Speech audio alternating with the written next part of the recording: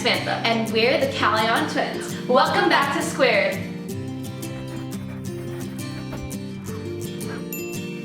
So for all of you who are new here, Samantha and I post videos to Squared every single Friday. Give the video a big thumbs up and subscribe down below. So this video is all about how to make great thumbnails. So come join us in this video and learn how we make our thumbnails. So the first tip to taking a great thumbnail picture is you first need to take the picture. But instead of taking pictures of our thumbnails, we like to set the camera on movie mode. So we press record and we'll just pose and do different poses. We like to experiment, sometimes like do something crazy, something wacky, and then it depends on what we feel like. So for this video, how to make a great thumbnail, we'll do something like this.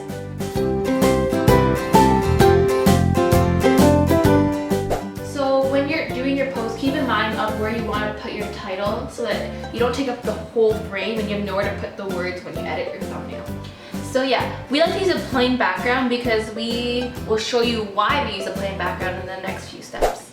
So the second step is once you've uploaded that footage onto your computer, you can go through the footage and pause the video at different times and choose the best thumbnail that you like.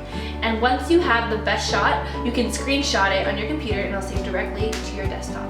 Then you upload a picture to PicMonkey.com. Now this website is great for editing your thumbnails. Now what you do on PicMonkey is you can edit the color, the contrast, saturation, the sharpness of your image, or whatever you want to do to enhance the picture.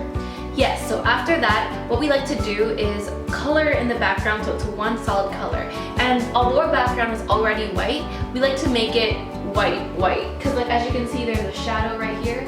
And it looks better when it's a solid white color because everything pops out. So how to do this is you go to the effects side of PicMonkey and you scroll down at the very bottom and you'll see this option called draw. Now you choose the color white and then you can color around your bodies.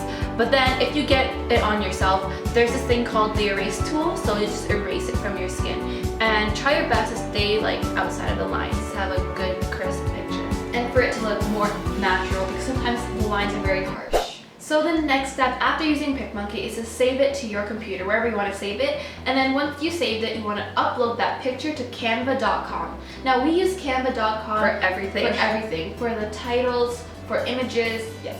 So once it's uploaded, you can actually drag it on to a canvas on Canva.com. They actually have a YouTube thumbnail template, so it'll be the exact size that your thumbnail needs to be. And once it's there, you can move the picture around, make it smaller, make it bigger, and as well add text. And now this is a really important part because this is the first thing that your viewers will see.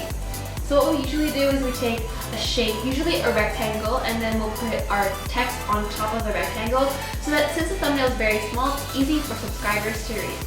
And if you want to add pictures as well to your thumbnail, we recommend that you use PNGs. So when searching on Google, make sure you search the transparent background one so that your picture has no white edges around it. Yeah. So now that we're done teaching you the step-by-step ways of how we make our thumbnails, we're going to be sharing with you some tips on how you can make your thumbnails even more better. The first tip is make sure you take high quality video. So this means make sure your pictures are clear. So don't just take screenshots of your videos while you're filming. So like while I'm talking, you forget to take a thumbnail, so you end up taking a screenshot. Those tend to be blurry. So when doing your thumbnails and choosing the color for your fonts, make sure they're bold and bright because you want to catch the viewer's attention.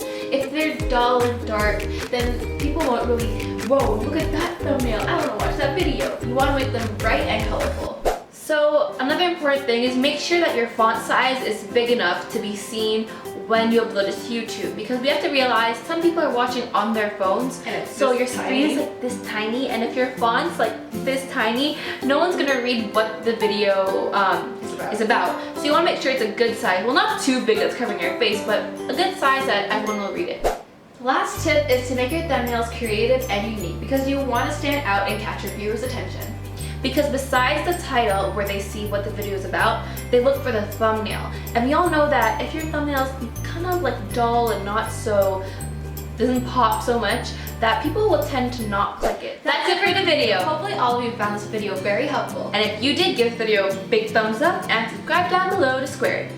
If you liked watching us, we do have a main channel. It's Callie on Twins, so we'll link that for you in the description box. Click the I button right over here to check out all the other Twins on Squared, and we'll see you all next time. Bye!